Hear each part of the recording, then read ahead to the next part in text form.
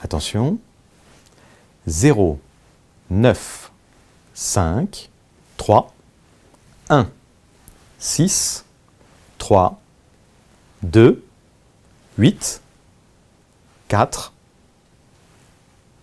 9, 0, 3, 1. Je viens de vous donner une première série de 10 chiffres, puis une seconde série de 4 chiffres. Vous sauriez me les rappeler? Sans tricher. Pas facile, hein? En réalité, tout le monde est capable de mémoriser ces 14 chiffres. Cela demande simplement de la motivation et de la méthode. Pour la motivation, imaginez que ce soit le dirigeant de l'entreprise pour laquelle vous avez toujours rêvé de travailler qui vous donne son numéro de téléphone et son numéro de poste.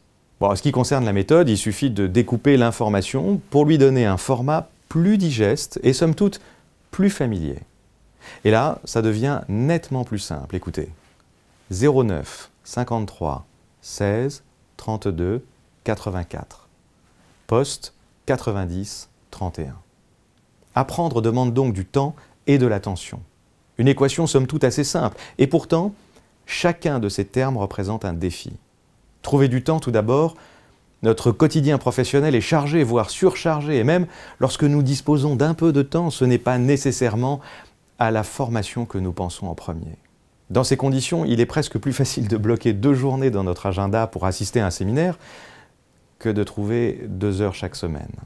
Or, nous savons que dans un monde en perpétuelle mutation, se former est un impératif pour chacun d'entre nous. Voyons la seconde variable, mobiliser notre attention. C'est aussi un challenge, car nous sommes littéralement bombardés d'informations, ce qui génère un effet de saturation cognitive que nos amis québécois ont baptisé infobésité. Un nom délicieux pour un phénomène qui l'est beaucoup moins. À ce titre, de nombreuses études démontrent qu'il existe des durées optimales de concentration, mais aussi des combinaisons qui maximisent l'efficacité, que ce soit pour réfléchir, échanger ou produire. Et bien sûr pour apprendre.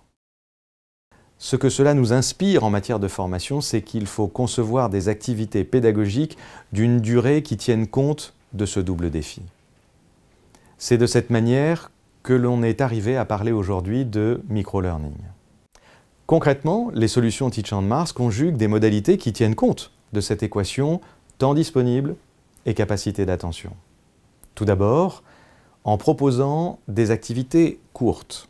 Lorsque je dis courte, j'entends la juste durée, c'est-à-dire aussi court que possible pour s'adapter aux agendas des apprenants et aussi long que nécessaire pour atteindre les objectifs pédagogiques. La durée de ces grains pédagogiques permet de se focaliser et de traiter un unique sujet à la fois, puis d'y revenir autant de fois que nécessaire avec d'autres formats pour couvrir l'ensemble du processus d'apprentissage. Il s'agit donc de générer de l'assiduité, de créer de l'appétit, je dirais même une certaine forme de gourmandise. Pour cela, 2 principes clés. Tout d'abord, les séquences pédagogiques présentent une progression logique et lisible. L'apprenant doit toujours être en capacité de se situer dans son parcours et de mesurer ses progrès jusqu'à l'atteinte de ses objectifs. D'autre part, l'environnement doit être intuitif et élégant et la variété des activités permettre une scénarisation attractive, ludique et sociale.